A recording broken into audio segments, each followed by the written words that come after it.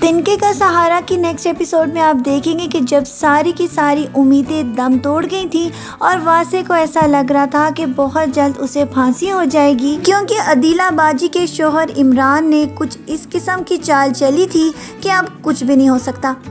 सिर्फ और सिर्फ वासे की ज़िंदगी का परवाना उन लोगों के घर से ही आ सकता है।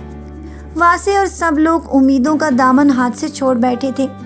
दूसरी तरफ इन लोगों को इस बात का मालूम नहीं कि वासे की जान का परवाना लेने के लिए उसी की भाभी उसके लिए बहुत ज़्यादा तगोदो कर रही है, जिसका कत्ल इसके हाथ से हुआ है। और इसीलिए तो इसने ये चाल चली थी कि उसके दूसरे बेटे को लेकर भी वो यहाँ से जा चुकी है और ये साबित करने की कोशिश करेगी कि अगर उसकी वालदा उसे मिलना चाहती है तो सिर्फ और सिर्फ एक ही दरवाज़ा है जो इन लोगों को वापस ला सकता है, वो है दियत की रकम।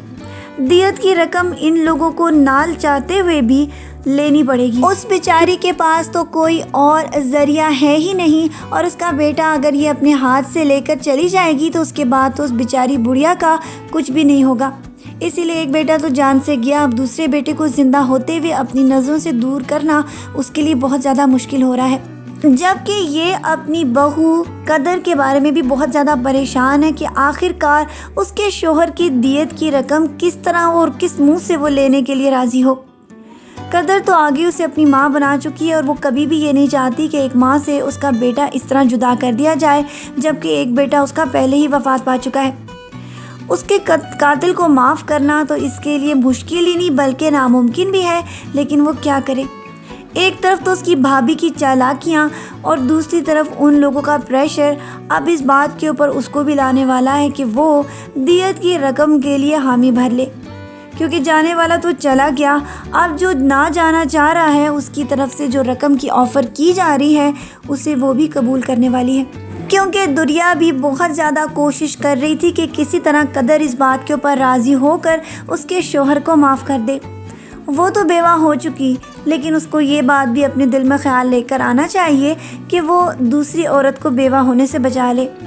शायद वो इसकी बात ना मानती, लेकिन जो कुछ भी उसकी जेठ और जेठानी ने हरकत की है उसके बाद तो वो इन लोगों की दियत को इसी तरह कबूल करने वाली है। और दूसरी तरफ इमरान और उसका वकील जब ये देखेंगे कि सारा मामला इस तरह सुलझाने वाला है तो फिर उसके बाद वो लोग एक बहुत बड़ी साजिश इनके खिलाफ रचने वाले हैं, ताकि ना बजेगा बांस और ना बजेगी बांस। ये लोग अच्छे तरीके से इस बात को भी जानते हैं कि वासे एक दफ़ा बाहर आ गया तो इन लोगों के लिए वो जीना महाल कर देगा। अब देखना ये है कि आया ये लोग अपनी साजिशों में कामयाबी हासिल करते हैं या फिर वासे फांसी के तख्ते पर चढ़ जाता है। आपकी इसके बारे में क्या राय है, अपनी राय से हमें ज़रूर आगाह कीजिएगा। आज के प्रोमो रिव्यू वीडियो को इसी के साथ यहीं पर ख़त्म करते हैं, लेकिन फिर मिलेंगे नेक्स्ट एपिसोड्स के प्रोमो रिव्यूज़ में। अपना ढेर सारा ख्याल रखिएगा मेरी बहुत सारी दुआओं के साथ। फिर मिलते हैं। अल्लाह हाफ़िज़।